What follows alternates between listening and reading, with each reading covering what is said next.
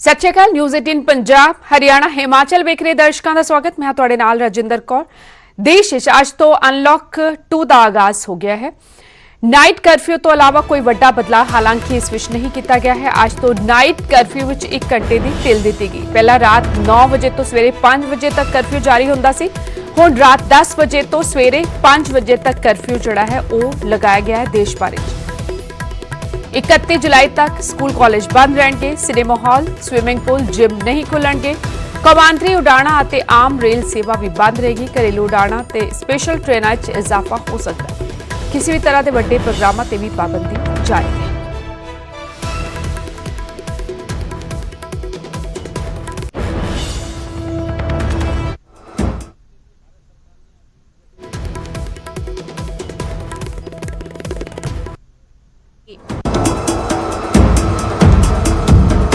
Corona के बढ़ते खतरे दरमियान जिंदगी नूं अनलॉक करन दीआं कोशिशां जारी ने। केंद्र सरकार ने अनलॉक पार्ट 2 दीआं गाइडलाइंस जारी कर दित्तियां। इस बार भी कुछ शर्तां दे नाल कई गतिविधियां च छूट दी गई है। हालांकि कंटेनमेंट जोन च पहला वांग ही सख्ती जारी रहेगी। फिलहाल सब तो पहला ये जान लो कि अनलॉक पार्ट 2 च की कुछ बंद रहेगा। देश च स्कूल अते कॉलेज हुण भी नहीं खुलणगे। Cinema hall, swimming pool, gym भी 31 जुलाई तक बंद रहेंगे। नाल ही किसी भी तरह के बड़े समागम ते पाबंदी जारी रहेगी। फिलहाल मेट्रो नूं दोबारा चलाउण नूं लैके भी कोई फैसला नहीं लिया गया। अनलॉक पार्ट 2 च कंटेनमेंट जोन के अंदर 31 जुलाई तक लॉकडाउन का सख्ती नाल पालन किया जाएगा। मतलब कंटेनमेंट जोन च जरूरी सहूलतां तो इलावा कोई छूट नहीं मिलेगी। उधर अनलॉक पार्ट 2 च कंटेनमेंट जोन के बाहर कुछ चीज़ों के लिए केंद्रीय गृह मंत्रालय वालों छूट मिली है। नाइट कर्फ्यू का समा बदल दिता गया। हुणे रात 9 की बजाय 10 बजे तो सवेरे 5 बजे तक होवेगा। मतलब है कि हुण रात 10 बजे तक तुसीं अपनियां दुकानां खोल सकते हो। दुकानां च 5 तो ज्यादा लोग इकट्ठे हो सकते ने, पर सोशल डिस्टेंसिंग का पूरा ध्यान रखना होवेगा। 15 जुलाई तो केंद्र ਅਤੇ सूबा सरकारां दे ट्रेनिंग इंस्टीट्यूट च कामकाज शुरू हो सकेगा। उत्थे घरेलू उड़ाना ਅਤੇ स्पेशल ट्रेनां च इजाफा हो सकता है। 65 साल तो ज्यादा उम्र वाले, गंभीर बीमारियां नाल जूझ रहे लोग, गर्भवती औरतां ਅਤੇ 10 साल तो घੱਟ उम्र ਦੇ ਬੱਚਿਆਂ ਦੇ ਘਰੋਂ ਨਿਕਲਣ ਤੇ ਅਜੇ ਵੀ ਰੋਕ ਹੈ। कोरोना ਨੂੰ ਮਾਤ ਦਿੰਦੇ ਹੋਏ ਜ਼ਿੰਦਗੀ ਨੂੰ ਪਟਰੀ ਤੇ ਕਿਵੇਂ ਲਿਆਇਆ ਜਾ ਸਕਦਾ ਹੈ, ਇਹ ਸਭ ਦੀਆਂ ਕੋਸ਼ਿਸ਼ਾਂ ਜਾਰੀ ਨੇ। पर जिंदगी के सफर च 2 गज की दूरी और मास्क लगाना कदे ना भुल्लो, तां ही असी कोरोना नूं मात दे सकते हैं। Bureau report, news 18। और अनलॉक 2 विच पंजाबी दुकानदारां नूं होर रियायत दी गई। हुण रात 8 बजे तक दुकानां खोलण दी इजाजत मिल गई। पहला सवेरे 7 बजे तो शाम 7 बजे तक ये इजाजत मिली सी। होटल रेस्टोरेंट हुण रात 9 बजे तक खुले रह सकणगे। शराब के ठेके भी 9 बजे तक खुलण की छूट दी गई है। रात 10 बजे तो सवेरे 5 बजे तक हालांकि नाइट कर्फ्यू जड़ा है वो जारी रहेगा। पहला इसका समा रात 9 बजे तो सवेरे 5 बजे तक सी। 31 जुलाई तक सारे विद्यक अदारे बंद रहेंगे। सिनेमा हॉल ते जिम भी अजे नहीं खुलणगे।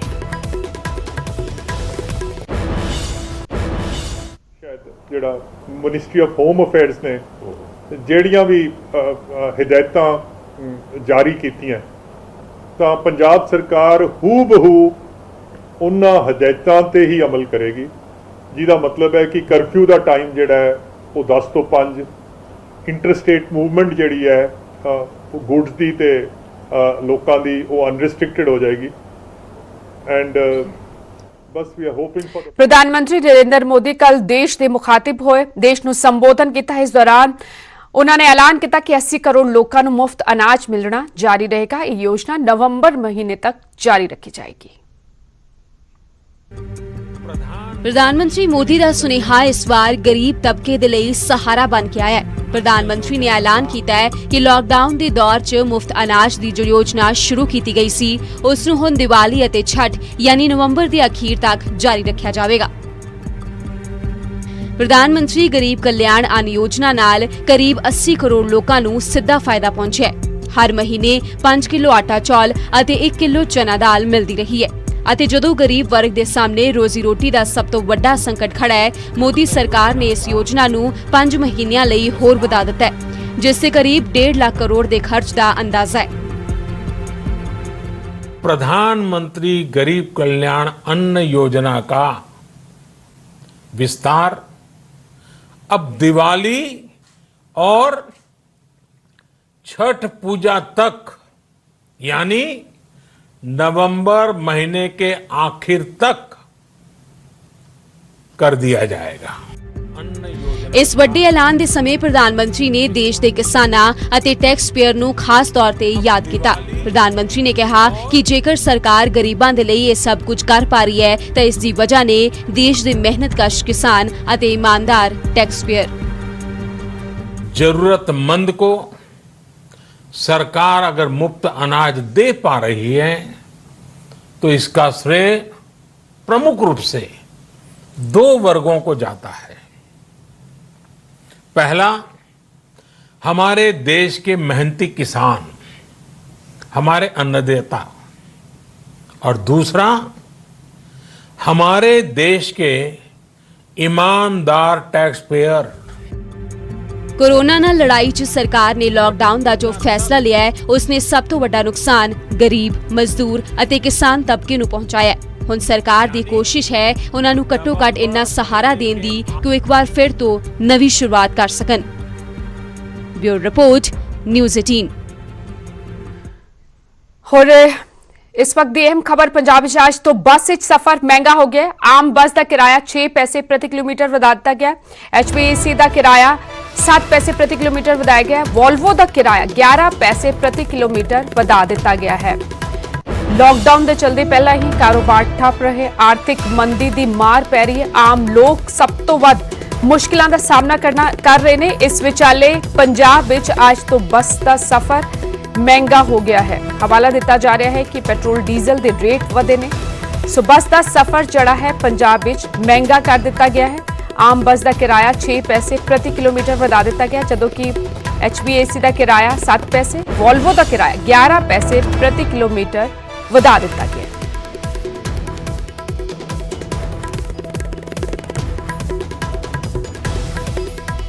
ਪੰਜਾਬ ਵਿੱਚ ਅੱਜ ਤੋਂ ਬੱਸ ਦਾ ਸਫ਼ਰ ਮਹਿੰਗਾ ਹੋ ਗਿਆ ਹੈ। ਪਹਿਲਾਂ ਹੀ ਕੋਰੋਨਾ ਦੇ ਚਲਦੇ ਆਰਥਿਕ ਸੰਕਟ ਦਾ ਸਾਹਮਣਾ ਆਮ ਲੋਕ ਕਰ ਰਹੇ ਨੇ, ਕਿਉਂਕਿ ਪਹਿਲਾਂ ਲੰਬੇ ਸਮੇਂ ਤੱਕ ਲੌਕਡਾਊਨ ਰਿਹਾ, ਕੰਮਕਾਜ ਠੱਪ ਰਹੇ, ਕਈਆਂ ਦੀ ਨੌਕਰੀ ਵੀ ਚਲੀ ਗਈ।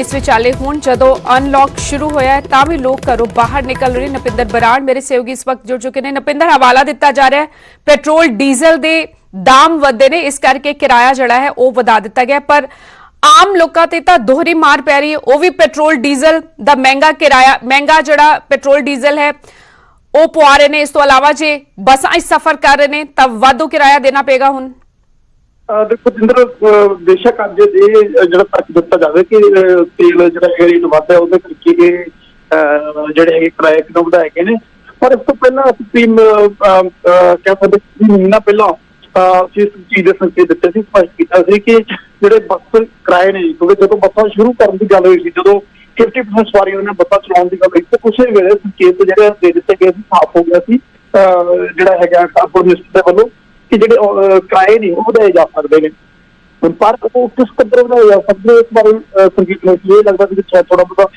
मामूली किराया बढ़ाइए, पर एक कह सकते कि बड़े रेट ने जोड़े उन्होंने वाधा किया गया। और सिद्ध तौर पर तुम जिक्र कर रहे हो कि तेल तो महंगा जो आम जनता भी पवा रही है और महंगाई से सिद्ध तौर पर असर जो पै रहा।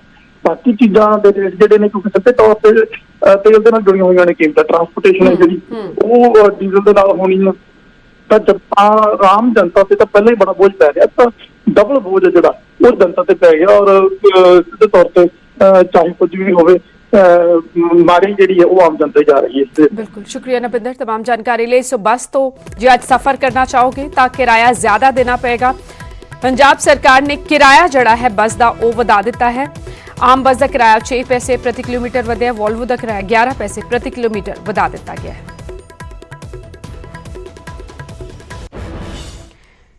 इस विचाले पंजाब कैबिनेट की कल अहम बैठक हुई, जिस में तमाम अहम फैसले ले गए। सेहत ते मैडिकल एजुकेशन विभाग भर्तियां नूं मंजूरी दी गई। सेहत विभाग दियां 3954 ਖਾਲੀ ਪਈ ਅਸਾਮੀਆਂ ਜਲਦ ਭਰਤੀ ਕੀਤੀਆਂ ਜਾਣਗੀਆਂ। ਮੈਡੀਕਲ ਐਜੂਕੇਸ਼ਨ ਵਿਭਾਗ ਵਿੱਚ 291 ਖਾਲੀ ਅਸਾਮੀਆਂ ਤੇ ਵੀ ਭਰਤੀ ਹੋਏਗੀ। ਵਾਕ ਇਨ ਇੰਟਰਵਿਊ ਜ਼ਰੀਏ ਮੈਡੀਕਲ ਆਫੀਸਰਸ ਦੀ ਨਿਯੁਕਤੀ ਕੀਤੀ ਜਾਏਗੀ।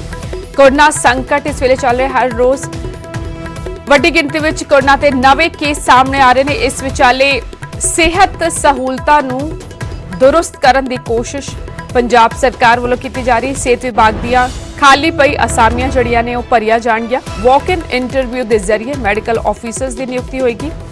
ਸਿਹਤ ਵਿਭਾਗ ਦੀਆਂ 3954 ਜਦੋਂ ਕਿ ਮੈਡੀਕਲ ਐਜੂਕੇਸ਼ਨ ਵਿਭਾਗ ਦੀਆਂ 291 ਖਾਲੀ ਅਸਾਮੀਆਂ ਭਰੀਆਂ ਜਾਣਗੀਆਂ। डिपार्टमेंट और मेडिकल हेल्थ डिपार्टमेंट ने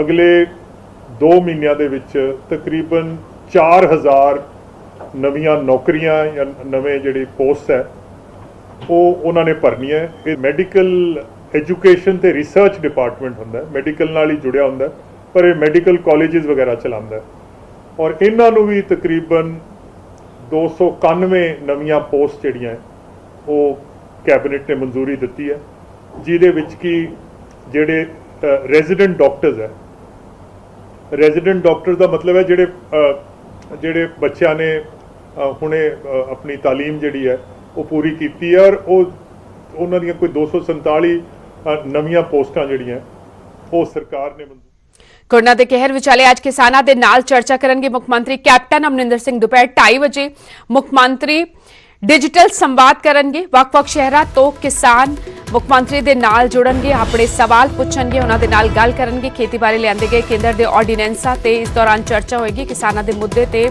ਦਰਅਸਲ ਕਾਂਗਰਸ ਅੰਦੋਲਨ ਚਲਾ ਰਹੀ ਹੈ, ਆਰਡੀਨੈਂਸ ਨੂੰ ਵਾਪਸ ਲੈਣ ਦੀ ਮੰਗ ਕੀਤੀ ਜਾ ਰਹੀ ਹੈ। ਇਸ ਵਿਚਾਲੇ ਅੱਜ ਕਿਸਾਨਾਂ ਦੇ ਨਾਲ ਰਾਬਤਾ ਕਾਇਮ ਕਰਨਗੇ ਮੁੱਖ ਮੰਤਰੀ ਕੈਪਟਨ ਅਮਰਿੰਦਰ ਸਿੰਘ।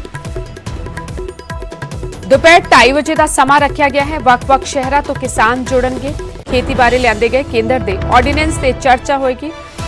ਇਸ ਆਰਡੀਨੈਂਸ ਦੀ ਲਗਾਤਾਰ ਕਾਂਗਰਸ ਵੱਲੋਂ ਖਿਲਾਫਤ ਕੀਤੀ ਜਾ ਰਹੀ ਹੈ, ਇਸ ਨੂੰ ਕਿਸਾਨ ਵਿਰੋਧੀ ਦੱਸਿਆ ਜਾ ਰਿਹਾ ਹੈ ਔਰ ਅੱਜ ਕਿਸਾਨਾਂ ਦੇ ਨਾਲ ਪੰਜਾਬ ਦੇ ਕਿਸਾਨ ਅੱਜ ਜੁੜਨਗੇ, ਇਸ ਆਰਡੀਨੈਂਸ ਤੇ ਚਰਚਾ ਕੀਤੀ ਜਾਏਗੀ।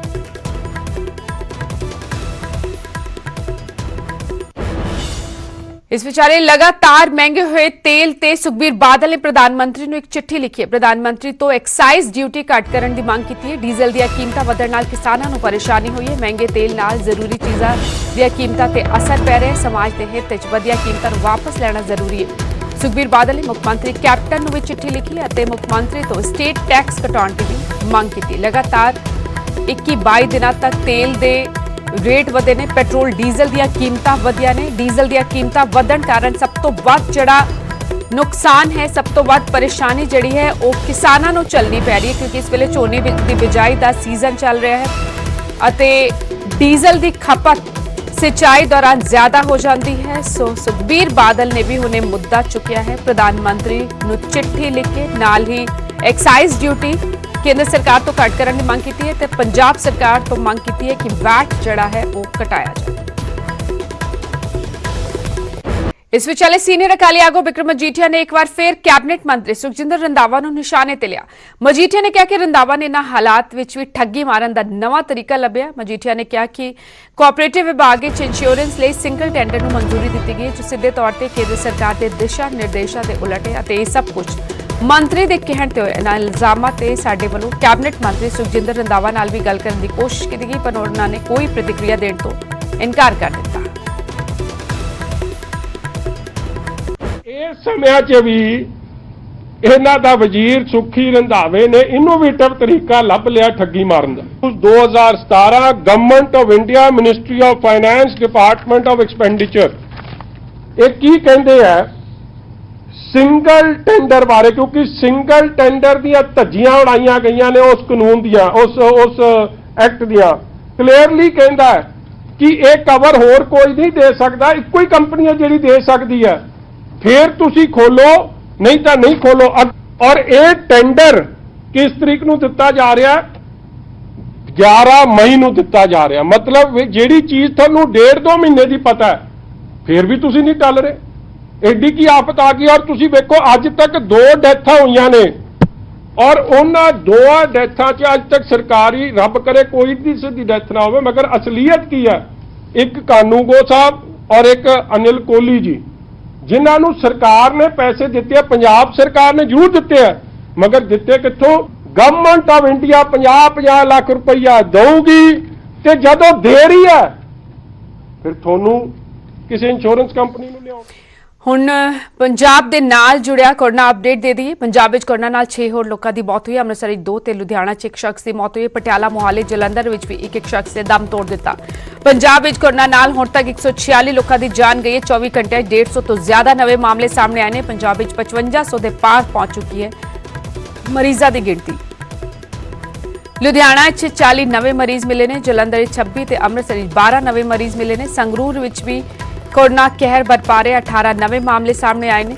मोहाली च 11, मोगा च 7 ते पठानकोट तो 5 नवे मामले सामने आए ने। 24 घंटे 150 तो ज्यादा नवे केस सामने आए ने। पंजाब विच कोरोना मरीजों का आंकड़ा पहुंच गया है 5500 तो पार।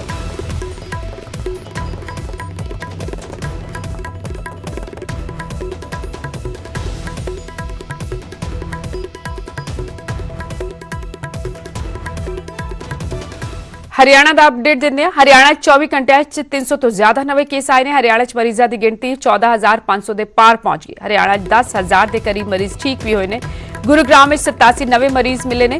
कुल मामले गुरुग्राम में इकल्ले पहुंच गए 5,347। फरीदाबाद 143 नवे केस आए हैं। 3,733 आंकड़ा पहुंच गया। रोहतक 28 नवे मामले आए। कुल मामले हो गए 573। हरियाणा 4 होर लोगों की कोरोना के चलते मौत हुई है। फरीदाबाद 2, गुरुग्राम पलवल एक शख्स ने दम तोड़ दिता। हरियाणा कोरोना नाल हुण तक 236 लोगों की जान गई। इकल्ले गुरुग्राम फरीदाबाद 163 लोगों ने दम तोड़िया है। गुरुग्राम फरीदाबाद NCR इलाका, दिल्ली के नाल लगदा इलाका ते सब तो वध कोरोना का कहर गुरुग्राम अते फरीदाबाद ही वेखण नूं मिल रहा है।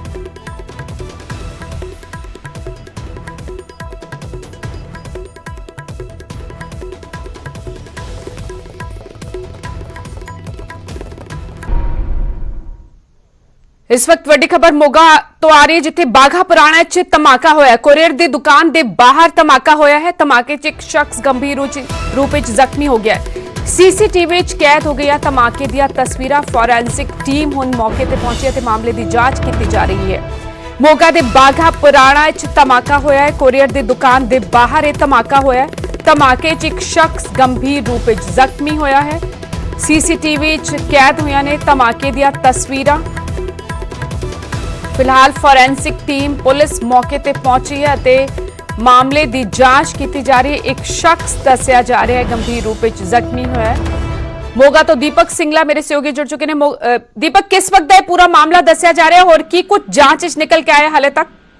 रजिंदर, ये जो मामला है कल देर शाम का दस्या जा रहा है कि जो मोगा तो एक कोरियर बॉय सीगा जो कोरियर लैके कुछ निहाल सिंह वाला डिलीवर करना ही, लेकिन बाघा पुराना एक कोरियर की दुकान के बाहर कुछ फोटो स्टेट कराने दुके सी।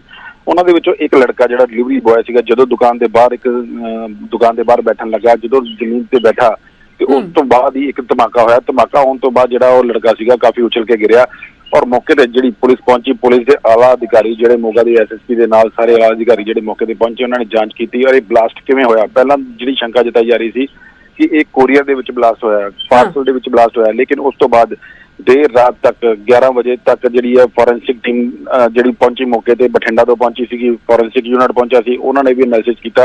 जिहड़ा ब्लास्ट होया सी उहदे चों जो अंश मिले सीगे उहदे विच कुछ लोहे दी मेखां भी सीगियां, कुछ मोबाइल के कीपैड भी सीगे। हो सकता है मोबाइल की बैटरी भी लगी होवे, हो सकता है मोबाइल भी लगा होवे, लेकिन ये जांच का विषय है। लेकिन पुलिस इनू पूरी तरह जांच कर रही है और फॉरेंसिक टीम भी जी जांच कर रही है, क्योंकि इस तो कुछ समय पहला भी, काफी साल पहला भी जो मोगा के एक चैंबर रोड से भी धमाका होया सी, कोरियर पार्सल के होया सीगा।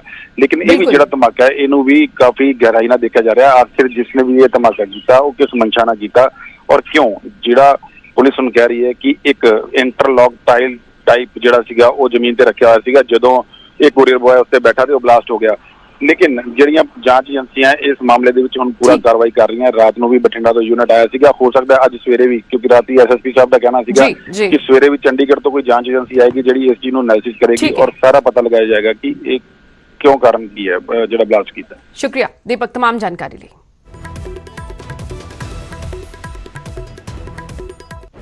इस बुलेटिन फिलहाल इन्ना ही। छोटे से ब्रेक तो बाद भी न्यूज़ 18 ते खबरां दा सिलसिला लगातार जारी।